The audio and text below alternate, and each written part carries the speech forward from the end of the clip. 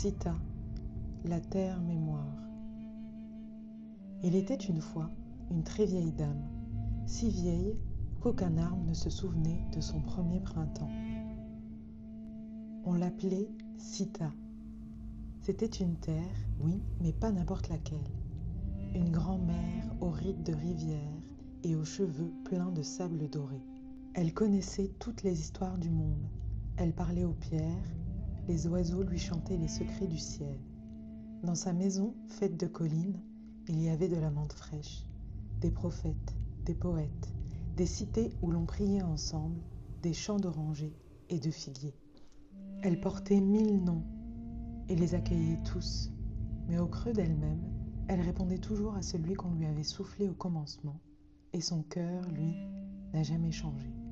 Elle avait vu naître tant de peuples, tant de pas posés sur son dos, qu'elle en avait le dos courbé de sagesse. Un jour, un petit garçon nommé Issam posa une main sur la terre et une autre sur son cœur. « Grand-mère Sita, dit-il, même quand tu souris, pourquoi tu pleures ?»« Parce que mon cœur se souvient, répondit-elle. Assieds-toi, je vais te raconter une histoire que peu veulent entendre. Mais toi, je sais que tu es prêt. » Il s'assit entre ses genoux comme un oisillon dans le creux d'un arbre. La voix de Sita soufflait dans le vent entre les oliviers. Il fut un temps où tous mes enfants jouaient ensemble. Le ciel était vaste, on plantait des oliviers et des chansons.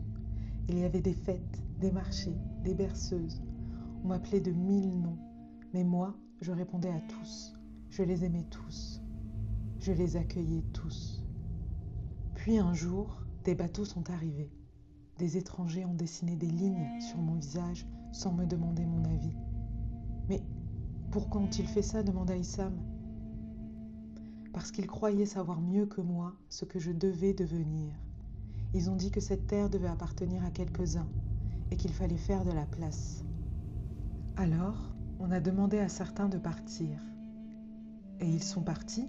demanda Issam. « Oui, certains ont fui dans la nuit, avec leurs enfants dans les bras. D'autres ont fermé leurs portes à clé et emporté la clé en se disant « Je reviendrai bientôt ». Mais ces clés sont devenues des souvenirs et les maisons sont restées vides. Issam demanda « Toi aussi on t'a oublié ?»« Non, petit, pas oublié, coupé, comme si on pouvait m'aimer en reniant une partie de moi. »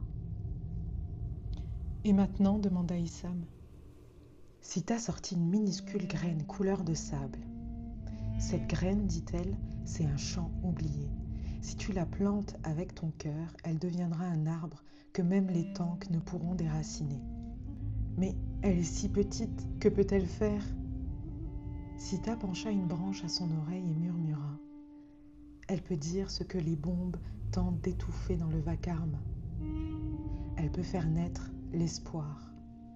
Et un jour, des enfants viendront s'asseoir à son ombre. »« Je vais la planter, dit Issam, et je raconterai ton histoire, mamie.